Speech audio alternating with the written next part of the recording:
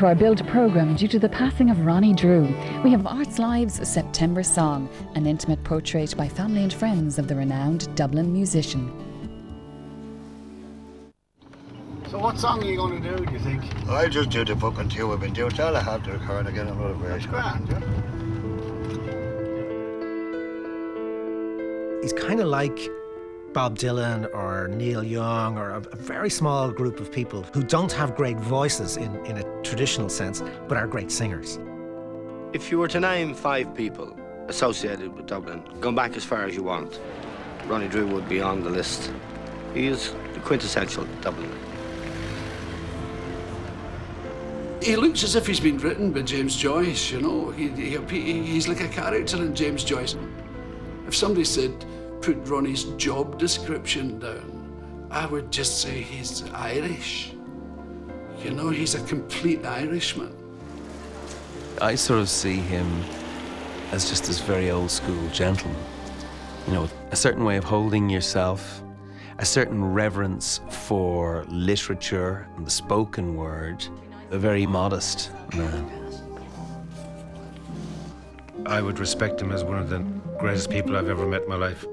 Like a couple of words. No, I'm not hearing anything about it.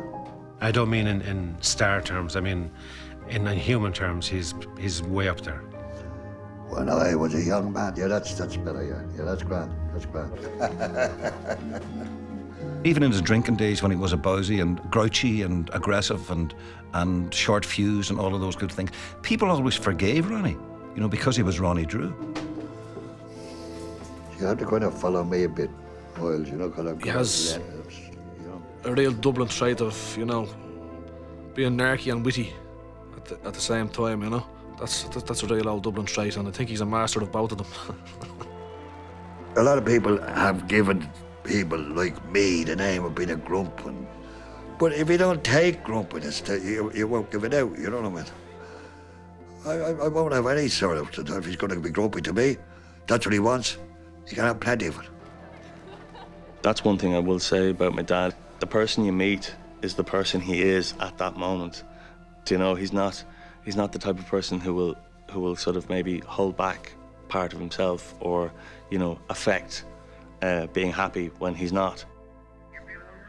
I'm not too bad, yeah. I'm just doing an interview here for this thing, you know, they're calling it what do they call it, a documentary, yeah. Feels like people queuing up to ask you questions before you fucking die, you know. 1, 2, 3, 4.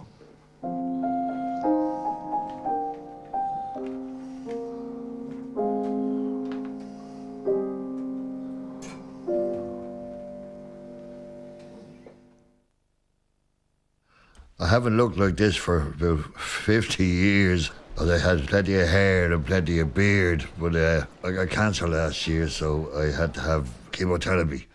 And the result, I lost all my hair. So I was bad enough looking with the hair, but I'm twice as bad looking now. Oh my goodness.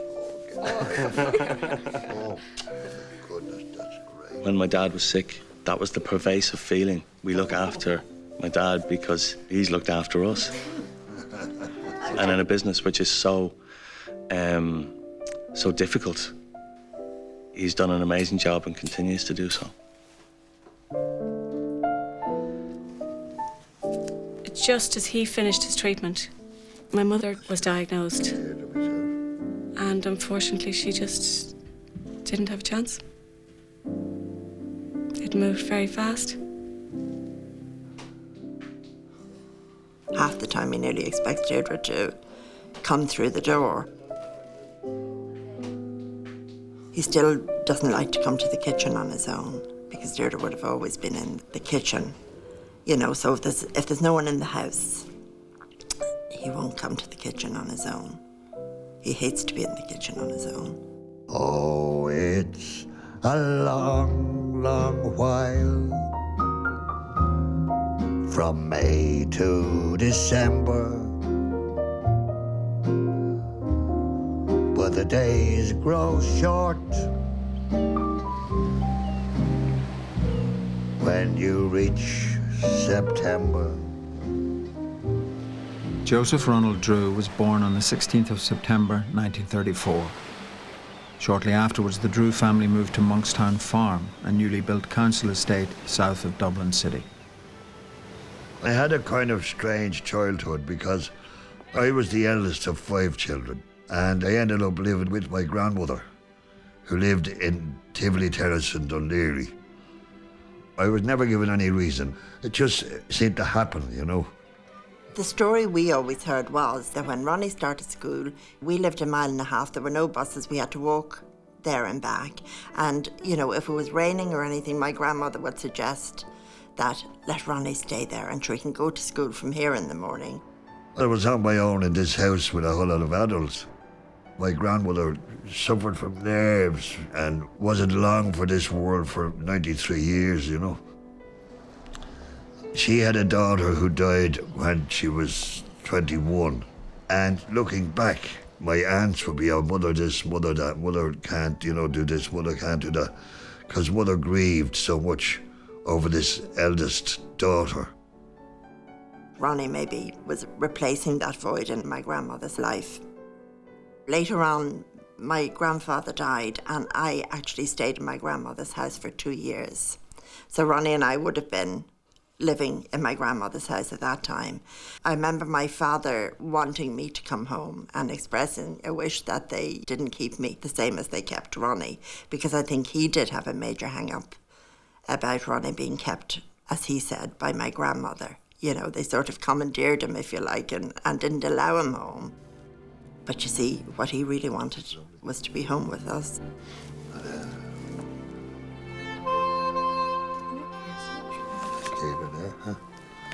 That was my mother, Nana. I was brought places. Like I was brought to the Queen's Theatre in Dublin, I was brought to concerts in the town hall. And strangely enough, I used to feel very lonely at these things because I knew my brothers and sisters hadn't been brought to these things. And I felt a kind of guilt, if you like.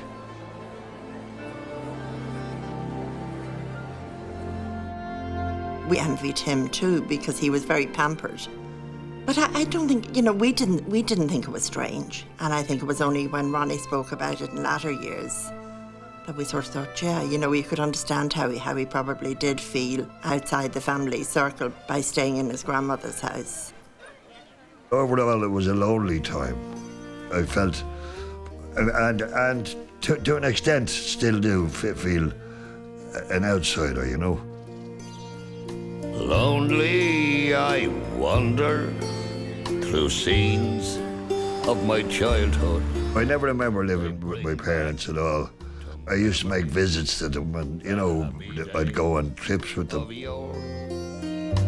Gone are the old folk, the house stands deserted. No light in the window, no welcome at the door. Here's where the children played games on the heather. My father had an aunt who had a small holding, I suppose you'd call it, down in Clonsilla, which was then the countryside. We'd go down there for a few days, you know. I used to love that. That was really heaven to me. My parents were there, my brothers were there, I was there, you know. Just the whole ambience, was one I wanted, you know. I felt far away from Dún Laoghaire where I was living, you know, and I felt freer. I felt that I could go out, I could do things that I liked doing, Educated by the Christian Brothers at CBS Dún Laoghaire, Ronnie's school days proved to be as unsettled as his home life. No one to talk with. Young Ronnie Drew would be always neat and tidy and clean, and these enormous, wonderfully expressive eyes, and an attitude that was kind of a bit Devil McCare. Ronnie was certainly, I think, probably by far the most intelligent person in the class, but probably the worst student in the class. Well, he was different from the rest of us because he had a different attitude towards teachers. He wasn't afraid of them as we were. Like, we would all want to talk back to the teachers, but Ronnie had not only the will, he had the way. I was a terrible one at school. But then it wasn't totally my fault because I was always asking questions. And in those days, people didn't ask questions. You know, if you didn't accept what was thrown at you, that was it. I remember one time a teacher reprimanded him, Mr. Kennedy. Ronnie sort of stood up to his full height and said, looked down at this man and said, "You better not start." And of course he got leathered for that. I wasn't a football person, and so I couldn't take part in any of these things, you know. You would ask these guys playing football and all a question, maybe some minor kind of philosophical question, but you were looked upon as being a gobshite, like, for even thinking such a thing, you know what I mean? At school, Ronnie felt he was an outsider. I think we were both outsiders in that sense. We used to mitch from school, and we used to go to Leopardstown Racecourse. Ronnie knew all the ropes. He was very clever and streetwise. He just loved horses, and he'd have to watch the horses and the movement of them, even going down to the start. And we'd be leaning over the rails, and Ronnie would shout at the jockeys, "How are you ahead?" And the jockeys would always nod, and I thought, this guy is known by these jockeys, you know, but of course they were just being polite to kids. But he had an abiding love of horses. In my time, I've been a few places, and I've many a story to tell. I've sung with the best, and I've drunk with the rest. I've known heaven, I've known hell.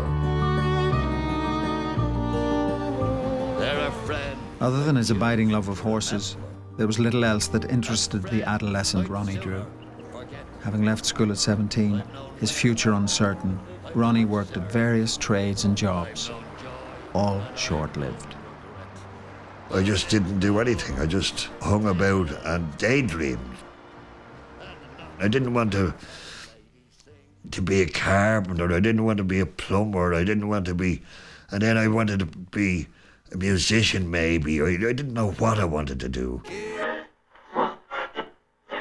From listening to radio, you got a bit of jazz, a bit of classical, a bit of everything. So it ended up that I got a taste for music which was quite broad. I remember we went to a film. For the first time I saw a guy playing flamenco, and I really liked it. And I wanted to learn this flamenco. It was the first thing that I'd really grasped onto, you know. I remember buying a guitar off some fella for 2 shillings and trying, but I hadn't an idea. Ronnie had a focus, but for now was unable to exploit it. He took another job, apparently a very ordinary one, but it led to the most significant turning point in his life. You went away and left me a long time ago. In 1955, I had applied for a job in the telephone exchange as a telephone operator, which I got.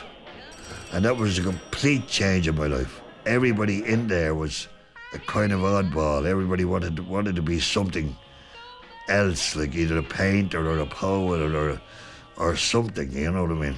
And so I found for the first time in my life I was able to converse with people. I was able to ask questions which weren't looked upon as being totally stupid, you know. Somebody on the telephone, Mr. Drew, talking to Johnny upstairs, and he works or she works with a telephone company, and they report that you rang up looking for a telephone number one night, and a fracas ensued. Well, it could very well have happened, because I used to work in the telephone exchange, and fracas often ensued when I was on the telephone with me. I could imagine that, Ronnie, yes. There was one particular one where the lady rang up, and in the old days, you see, which had 3 and 6pence to phone England, you know? Yes. And there was a thing like you had to join the queue to get things. A delay. Yes. But delay meant like you couldn't get through for 2 hours. Only priority calls. But priority within the meaning of the post office is different than your priority. You know? And only a government minister could get through. So this lady come on, said, "I'd like to get on to London, blah, blah, blah, blah. Sorry, madam, 2 hours today. Delighted with myself. You see, bad night. Ground off and all, you know." And she said, I must get to London. Mrs. said, "Would you ever euphemistically say, go away, please?" What? And she said, "Do you realise who I am?" I said, "No, madam." And I couldn't care less, you see. And she said, "I am Mrs. naming, being the Mrs. Minister of somewhere over you, see?" And I said, "Do you know who I am?" She said, "No, I don't." I said, "Thanks for the Christ," I pulled out. But I just wanted to get away, to visualise somewhere else or to experience somewhere else. It was in the year of 39, when the sky was full of lead, when Hitler was heading for Poland and Paddy for Holyhead. Come on here, pinch your laddies. A new long-distance 50s Ireland saw high unemployment and mass immigration. While most went to Britain or America to seek work, neither of these options appealed to Ronnie. And in 1959, he and a group of his co-workers upped and left the telephone exchange for a new life in Spain. And it was here that Ronnie improved his skill on the flamenco guitar. The result was that I learned English because I had to study the grammar every evening. And then I learned a bit of Spanish through having perforce to speak Spanish. And I stayed there, I suppose, on and off for 3 years. On Ronnie's return to Ireland, he encountered an emerging folk revival. With newfound confidence and energy, he quickly carved a niche for himself. I got on the stage in a sort of very funny way. I was at a party one night, and I'd learned a few songs, I was singing a few songs, and I was telling a few stories, and a fella called John Malloy, he used to do one-man shows in the Gate Theatre. And in those days they had 3-act plays, and there were 2 intervals. Instead of having music coming out of the walls or whatever, I was singing, and that's how I started. John was doing a show where he wanted another musician. I suggested Barney McKenna to him, so Barney came in, and then we used to go to Donoghue's, you see, and then Luke started coming into O'Donoghue's pub to meet Barney and myself and have a drink. And one Christmas Eve, I think it was, Barney and I said to Paddy O'Donoghue, can we play a few tunes, Paddy, you know? Then Kieran Burke, he used to go into Donoghue's to have a drink, and he played the tin whistle, so he used to join in with us. That was the original 4. Instead of saying Barney McKenna, Ronnie Drew, Luke Kelly and Kieran Burke, they just called it the Ronnie Drew group. Kieran, Luke, me, Barney, there were only 4 of us that time. There's a few things that puzzle me, Ronnie. Why do we all have to have beards? Is there some strange thing? Well, no, but you see, Barney and I started playing first, and I had a beard, and then Barney had a beard, and then we started getting jobs, and they were looking for the fellas with the beards. And it became a kind of an economic necessity after that, because that's the only way we were recognised. One day we did a rehearsal. Somebody said, well, the Ronnie Drew group's kind of this, and we should call it something else, and all that. So Luke happened to be reading a copy of James Joyce's Dubliners. So he said, why not call it the Dubliners? And that was it. So it suddenly became the Dubliners.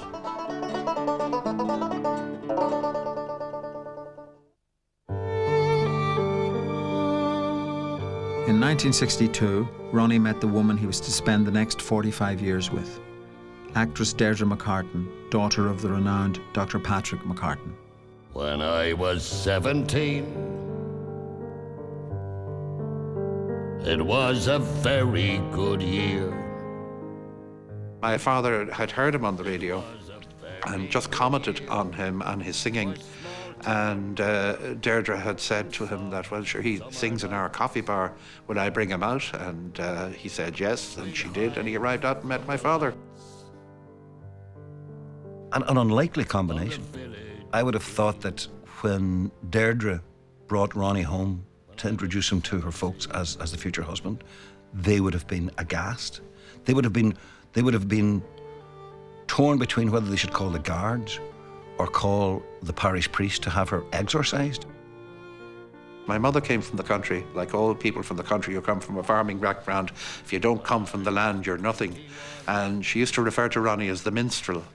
And who are his people and have they land? And if they didn't have land, he certainly wasn't good enough for her daughter anyway, and that's how she saw it. For city girls who lived up the stair. Deirdre fell madly in love with Ronnie the minute she saw him. She adored the ground he walked on. And when it came undone. Despite the unexpected death of her father and her mother's opposition to their relationship, Deirdre married Ronnie on August the 21st the following year. She didn't come to the wedding, refused to come to the wedding because she didn't approve of the union. She believed that this minstrel would never be able to keep Deirdre in the style to which she felt Deirdre should be accustomed. And in fact wasn't and didn't live to the kind of style she was brought up in. I've stripped to the skin with darky flit, way down upon the Isle of Grain. With horse-faced tools. A new Ireland was rapidly emerging, and with it a growing spirit of irreverence. Within this environment, the Dubliners' success was unprecedented. Their raucous, rebellious attitude matched the mood of the youth of Ireland, a revolutionary mood that recognised old Irish songs as our own brand of people's music. Ronnie formed the Dubliners to save some songs that they feared were dying out. And there are a lot of songs that are in the Irish canon now of staples that maybe wouldn't be there were it not for the Dubliners. I never saw a collection of human beings like the Dubliners in my life. They're just legends all stuck together. It was one of those miracles that happened one day in O'Donoghue's or somewhere. Boof, this welding of these legends. You remember the first time I done it? Not in fucking many years, no. 45, nearly 50 years ago, you're going around, you're not taking notes, you know what I mean? You just go into a pub, like. It's like the way all these things build up. You don't sort of suddenly, like on the 15th of March, come suddenly, you know, all alive. It takes time, you know what I mean? Oh, as I went home on Monday night, By 1966, the Dubliners had a recording contract in place and a vast following on the folk scene in Ireland and Britain. But commercial success came unexpectedly in 1967 when 7 Drunken Nights, a song banned by RTE, broke into the UK top 10. You're drunk, you silly old fool. Still you cannot see. That's a lovely sow that me mother sent to me. Well, it's many a day I've travelled. Ronnie, Luke Kelly, Barney, all of the guys, each one of whom was a larger-than-life character in his own right. So when you put the 5 of them together, something incredible happened. It was some kind of alchemy. They were on top of the pops, singing 7 Drunken Nights, which was a huge hit in England. Now to see an Irish folk group there was amazing. I mean, they looked amazing, they sounded amazing. You're drunk, you silly old fool. Still you cannot see. That's a woolen blanket that me mother sent to me. It's very hard for people to remember now just how much contempt Irish traditional music, Irish traditional singing was held in the early 1960s. People just didn't like this kind of stuff, and they saw it as kind of shameful, as being about the past, as being a sort of thing we were trying to get away from. The Dubliners gave us a capacity to feel that it was okay to be both modern and contemporary on the one side and Irish on the other. It was a very different thing. It wasn't Irish people trying to be American or trying to be British. It was Irish people trying to be Irish. You know, Jimi Hendrix was living in London at this time. He heard Ronnie singing 7 Drunken Nights, and he said it blew him away. If you're able to blow Jimi Hendrix away, blow his mind, you're doing something very right, I think, you know. So Ronnie done that, you know. Jimi Hendrix was a big fan. He probably had a big poster of Ronnie on as well. As drunk could be. I read once a Scottish guy, and it moved me deeply. He said, you can't be international unless you know your own culture. And that's what made them instantly international. People who couldn't point to Ireland on a map suddenly felt Irish because they were in the room when it happened. And if you don't believe me, come and meet me there in Dublin on this sunny Sunday morning. If I went into town with Dad and you're walking down Grafton Street and fellas are hanging out of bin lorries saying, how are you, Ronnie? And, you know, knowing Dad, and you just take that as the norm. He told me once that he knew everybody, you know. He told me he knew everybody in Ireland. And I said, come on, don't be ridiculous. He said, I do, come on. And he'd speak to people in the street. They go, how are you doing? They go, hello, Ronnie. I said, he does. He knows everybody in Ireland. Have you heard the filter from the town of Ballymuck? The times was going hard with him, in fact, the man was broke. While Ronnie and the Dubliners toured Ireland and the UK extensively, Deirdre stayed at home with their daughter Cleana, and in 1969 gave birth to their son Phelim. Despite the level of chart success, the band felt restricted artistically and were dissatisfied with the level of financial remuneration from their constant touring. So in 1970, they signed with new management and under a new label. With this came critical acclaim and more lucrative tours. The Dubliners were now almost permanently on the road, touring with great success in Germany, Holland, Australia, the US and Canada. But this level of popularity brought with it a harder, more chaotic lifestyle, in which weeks of constant drinking were nothing out of the ordinary. He would never have regarded his lifestyle as hectic, ever. He would always have seen it as a calm lifestyle, I would think. Now the rest of us mightn't quite see it that way. You can take the hardest rock band on earth.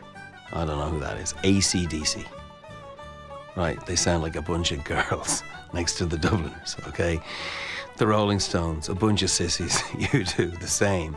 There's a masculinity about the Dubliners that is extraordinary. I went to see them in Govan Town Hall, and this is when I met Ronnie, because he stopped a fight between me and Dominic Behan. I was waiting to see them after the concert, which I had loved, and Dominic was there. I'd never met him before. I wasn't sure who he was. I'd heard of him, and he lived in Scotland, and he said something, and I took umbrage and said blah blah blah blah, and he said, "Don't you?" And I said, "Don't." We're growling, and actually came to blows, and Ronnie jumped in the middle of it. That was the night of the long knives when I met Ronnie Drew, and we were joined at the hip after that. There's an awful lot of drinking went on in the early days as well, you know, which caused a lot of the laughs, you know, which caused an awful lot of the stuff, you know what I mean? There was a sort of party that went on for the years, you know. 10 years in, and the way of life had made its mark on the personal lives of the band members. 2 marriages had broken down. All around them, the cracks were beginning to show.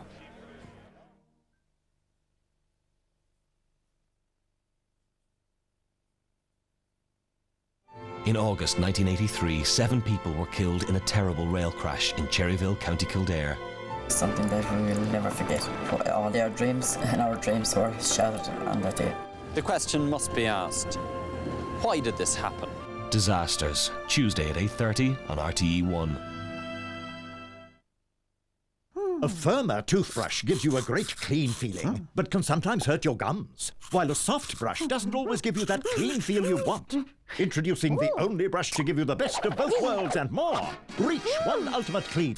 With firmer, medium and soft plaque cleaning bristles and unique cushions for a superior clean that's kinder to your gums. So for an unbelievably clean feeling and a healthier smile, reach out for new Reach One Ultimate Clean. Today was an excellent day. The lads really enjoyed Paul. He spoke about Munster, their attitude. He talked about preparations before and after training. I suppose I was just trying to impart some of the bits and pieces that we do that we nearly take for granted. Come up here, lads. Chest on the ground back here. Chest on the ground. If you're going out onto the pitch and you haven't pre-hydrated, the session's going to take a lot more out of you than if you had pre-hydrated. Best of luck, and I hope you go well. Cheers. It's going to be tough cleaning that lot. Nah, let's watch the footy, eh? Down the way, down the way. Half time. Go on, let's get moving. Hang on. I've made a tactical substitution. Flash with Flashguard. Flashguard is so effective, thousands voted it Product of the Year. They think it's all over. It isn't now. Thought you two be watching the football. Oh, is it on? Come on! Household Cleaning Product of the Year. Cleaner Close and Pandora's hired a private eye to spy on her husband. So, where does Eddie disappear to every night? Here. Test this. There must be traces of his dirty secret in it somewhere. Doubt it. So? He's been using new Daz liquid tabs. They get out dirt, even hidden dirt. What are you up to, Eddie? Fancy a tumble? Eddie? Pandora! Will more hidden dirt come out? Find out with new Daz Liquid Zaps. Golden Discs present 101 90s hits. One more time. 5 CDs with the best music of the 1990s. The greatest songs from the decade.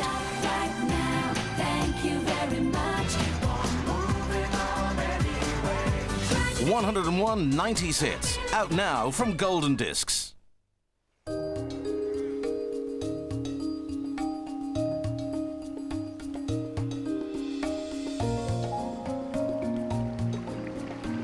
In the heart of South Australia, careful fruit selection, skillful multi-regional blending and generations of winemaking expertise have combined to create something special. Introducing Jacobs Creek Reserve. Welcome to our place. Isn't it great to be a talker? You can talk your girlfriend through changing a flat tyre. And you can call the electrician when you're stuck in the lift. Or continue a conversation wherever you go. And now being a talker is even better with Vodafone's best ever talk and text offer. Giving you free calls and texts to everyone on Vodafone for life. To sign up, send free to 50222. Vodafone. Make the most of now. Young love. Teddy, are you looking for me? Old rivals. You had your chance. She wasn't interested. Stop it! Just stop it! You're looking well. Bitter words. He'll charm you into bed and you'll never hear from him again. Teddy's not like that. They're all like that. Andrea Corr. I'm coming with you. And Colm Meaney star in The Boys and Girl from County Clare. Friday at 9:35 on RTE 1.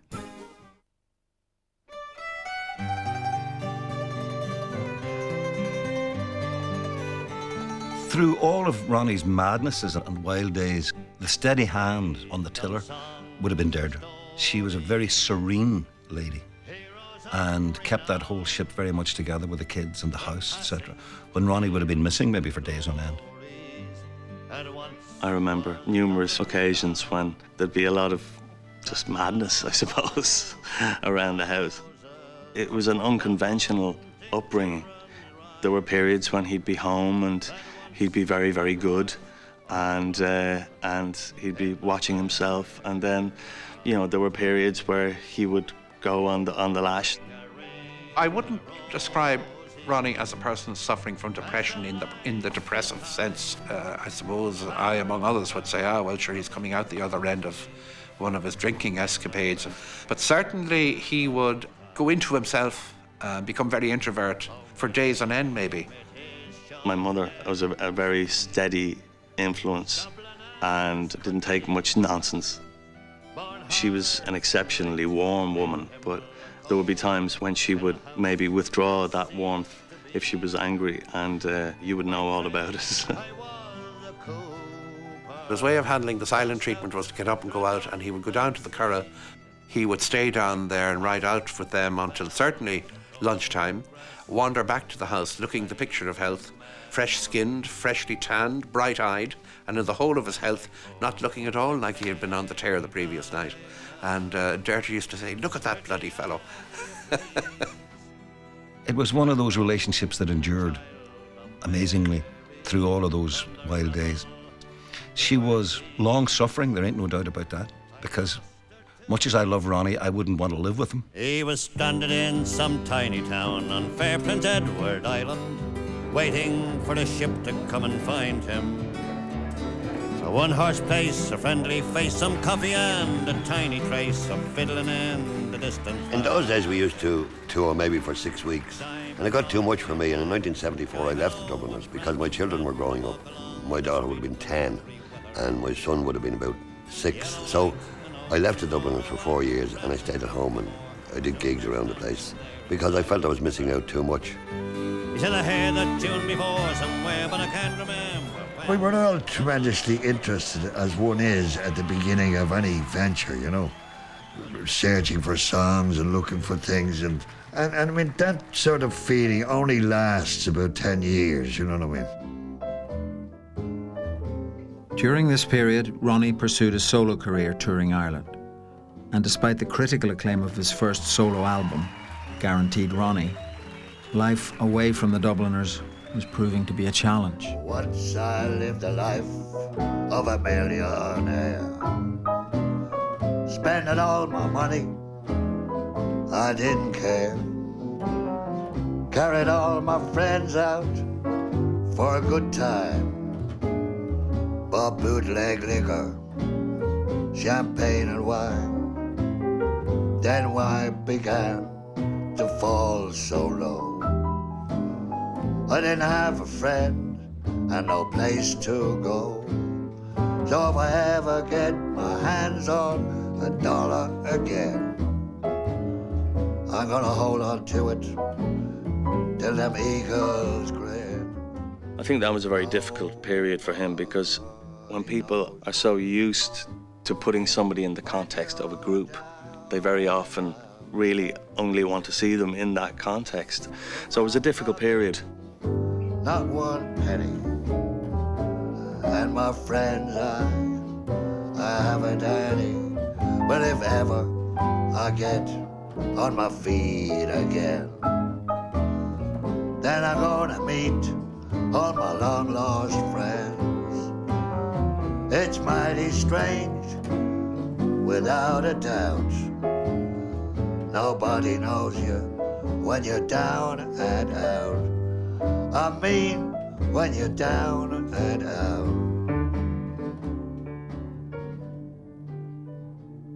In 1979, Ronnie had to accept defeat, and for the moment his solo career was put on hold.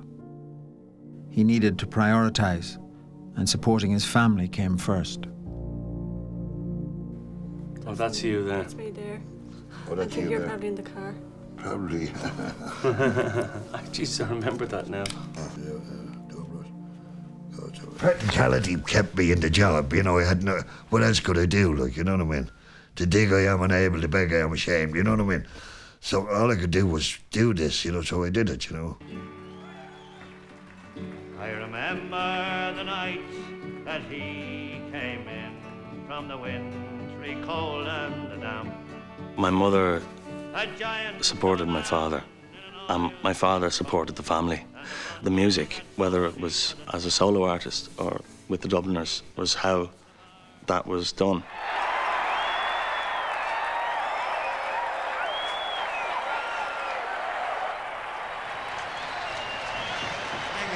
His return to the band was seen as a triumph by their devoted fans, who considered Ronnie to be an integral part of the Dubliners. It's called The Band Play the Waltzing Matilda.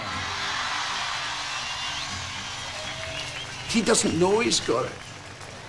And that makes it 10 times more powerful. And he exudes it. If you're dead lucky, you'll get some of it. It'll fall your way. When I was a young man, I carried me pack, and I lived the free life of the rover. From the Murray's green basin to the dusty outback, I waltzed by Matilda. When you listen to Ronnie Drew singing a song, you get every single word of that song. And that's not an accidental thing. That comes out of a deep respect for language. And he has a respect for his audience, which is that he's going to communicate to the absolutely final point of his ability what he finds in that language. Gave me a gun, and they sent me away to the war. People get emotional listening to Ronnie because he's telling the story and he's living it. I remember that terrible day when our blood stained the sand and the water, and how in that hell they call Sula Bay we were butchered like lambs at the slaughter. There are some really powerful verses in Waltzing Matilda. Knock me arse over head, you know. And everyone think that's funny. And then when you get into the song, you realise it's actually quite serious because it's about somebody being blown to pieces here. Then a big Turkish shell knocked me arse overhead, and when I awoke in me hospital bed and saw what it had done, I wished I was dead. I never knew there was the worst thing than dying. Ronnie's understanding of every word and syllable in that song comes from his backbone, from his heart, from everywhere in his body. That's Ronnie's magic, and I think that's the magic he had along with Luke, and that was a great combination, Luke and himself. You knew you were getting the real deal. Many young men of 20 said goodbye. There was a kind of a strange love-hate relationship between Ronnie and Luke, and they were the two driving forces in the Dubliners. Luke and I used to be constantly having rows, usually about communism and all that, but it never became a thing that interfered with our friendship. Ronnie would say it on stage, your man's a communist, you know. In great disapproval. Now in the early 80s, the Dubliners' rock and roll lifestyle began to take its toll. Illness and debilitation began to shadow their success. Kieran Burke, its first victim, disabled by brain hemorrhage. Then the death of Luke Kelly in 1984 provoked a time of serious reflection. I think when Luke died, that had to have had a devastating effect on Ronnie. And Kieran Burke, equally so. I mean, you know, he was one of the lads and lived that whole hard living, hard drinking thing right to the hilt. And maybe when Ronnie looked at both of those, he thought, maybe it's time to kind of ease off a little bit. It was actually like losing a brother because I felt very close to Luke.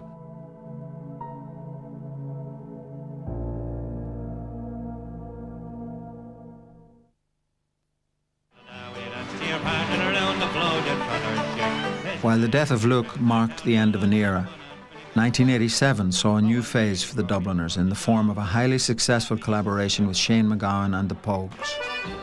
Exactly 20 years after their first top 10 hit, the band were back flying high in the UK charts.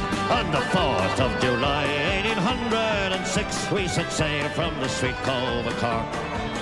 I remember seeing him singing, I think it was on the Late Late Show. Just his voice was so raw and so raucous. And there's not many voices out there in the world that had as much attitude as Ronnie's did. And it was kick-ass. Several blasts, she had 27 masts, and they called her the Irish Rover. We had 1 million bags of the best lager rights. We had 2 million barrels of gold. We had 3 million bales of our nanny goat's tails. We had 4 million barrels of stone. We had 5 million dogs, 6 million herds, 7 million barrels of ports. We had 8 million hides of our blind horses' hides, and all of the Irish Rover. There was old Mickey Cute, who played hard on his flute when the ladies lined up for a set. He would tootle with skill for each sparkling quadrille, till the dancers were fluted and bent. With his smart, witty talk, he was cock on the walk, and he rolled the Dame under and over. They all knew at a glance when he took up his stance, and he sailed in the Irish Rover. And there was an old woman, and she lived in the wood. The Dubliners eventually became a sort of job, you know, because it was going on so long and we were doing the same show and doing the same thing. So eventually in 1995 I left them, you know. She had a baby 3 months old.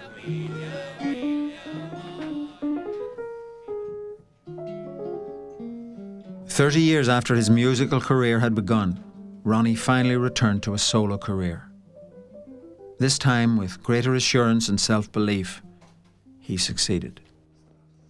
On a one-man situation, you couldn't get away with a lot of the stuff that they could have got away with the Dubliners.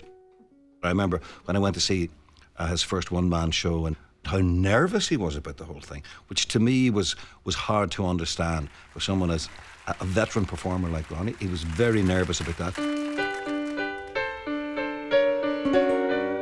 I don't care if I get arrested. But tonight they're gonna need more than a ball and chain. I don't care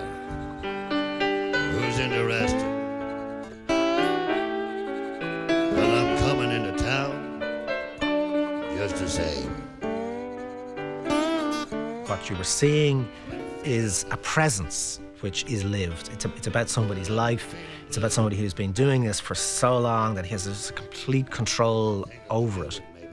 There's no straining for effect. There's no sense at all that this is somebody who's trying to make an impression on you. You know, you get this sense that this is somebody who actually really inhabits the material and who has lived this life.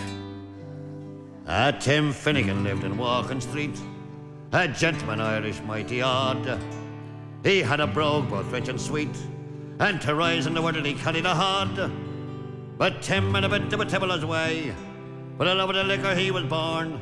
Finnegan's Wake, like, you know, that live, like, his voice was so descriptive, and it just put you into it sort of stuck you into the tenement room, and you could smell the whiskey, smell the smoke, you know, and you could feel the clatter when the fight was happening, all the elements battering each other, you know, and I don't know, he's just one of the best storytelling voices that I've ever heard. A civil war that did engage, but woman to woman and man to man.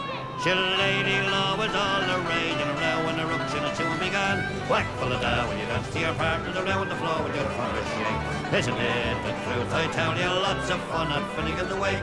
Ronnie knew Brendan Bay and Dunleavy and these guys. They used to roam around Dublin, you know. I remember him telling me where they couldn't get into a pub, they were going for a pint, but everyone they went to, one of them was barred. So they going from street to street to find a pub where one of them wasn't barred, you know. Jesus, did you think I was dead? There's a sort of a myth abroad about Dublin humour, you know. Whereas in pubs years ago, people would have preambles and they'd be telling you stories. There mightn't be great stories, but out of like hundreds of stories, you'd pick some very good ones, you know, some very witty ones. I don't find it as easy to empathise with Dublin now as I did. It's a different place for me altogether, you know.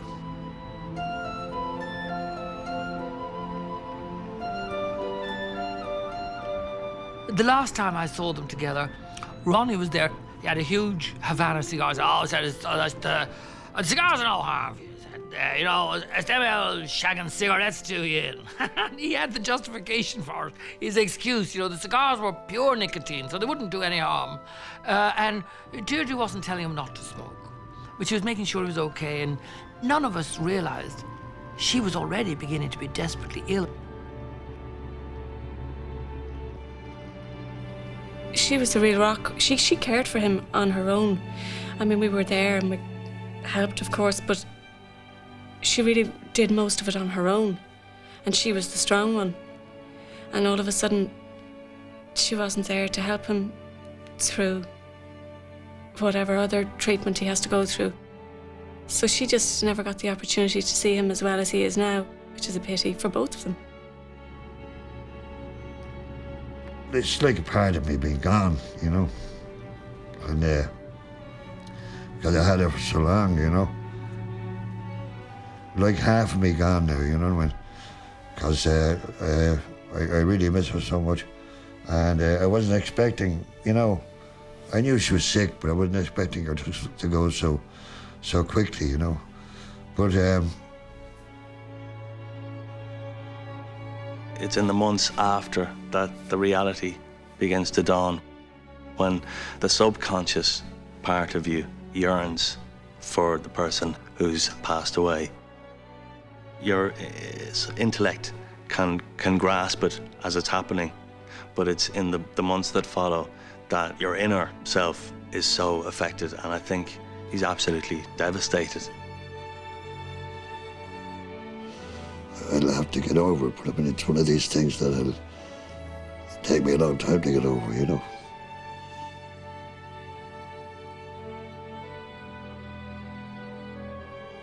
You know, without her, I wouldn't be here, you know, I'd be gone years ago.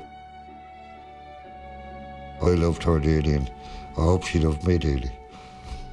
That's, you know, and that's just the last bit I'd like to say about Deirdre, you know what I mean?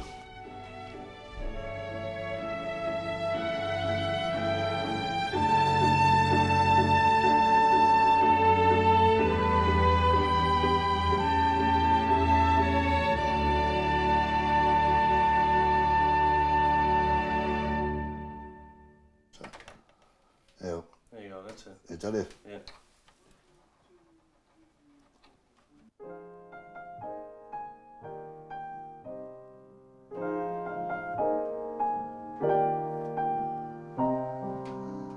When I was a young man, courting the girls, I played me a waiting game.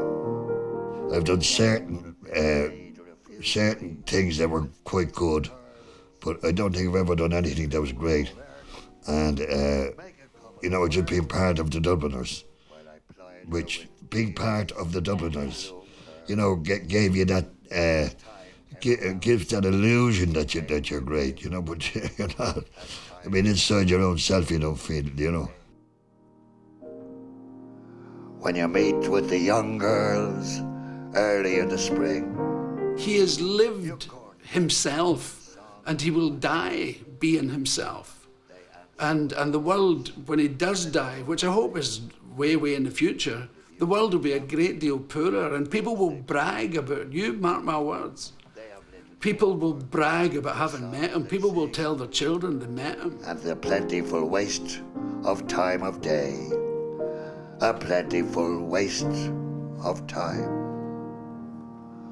Oh, it's a long, long while. From May to December. But the days grow short. When you reach September. No, it's just I'm used to such strength in my voice that when it goes down, it's strong enough now for that, but meant to be an outlet singing it anyway, so, which I fucking am. Fully paid up outfit. One hasn't got time for the waiting game. This cancer business puts a point of a damper on things. You're afraid to make plans in case they don't work out, and I'm hoping that if I get good word after this, then I certainly will try to perform again. And I hope to, to do something anyway. Not quite sure what. Just like all through my life, I have never been quite sure what I was doing. I'll spend with you these precious days. I'll spend with you. It'll be funny at the end, I mean, about you. Can we do that one more time immediately? Yeah. As I review my life with you since the days of old, I wouldn't think of changing things for all the world and its gold. If I had my life to live over, I'd do the same things again. I'd still want to roam to the place we call home, where my happiness never would end. I'd meet you when school days were over and walk through the lanes that we knew. If I had my life to live over, I'd still fall in love with you.